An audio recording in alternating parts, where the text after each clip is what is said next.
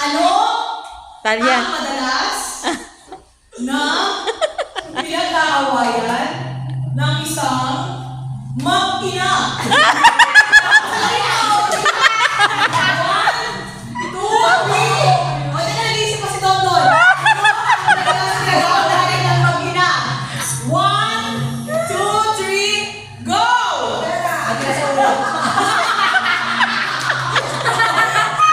Matigas ang ulo. Pera.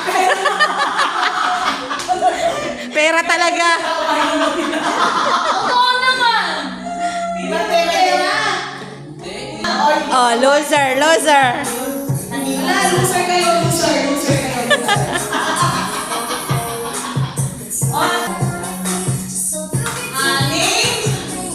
Name an imported ha? Name an imported animal.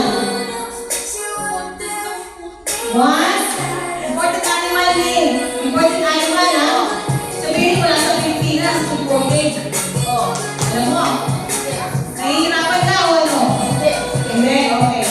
1, 2, 3, go! Elephant!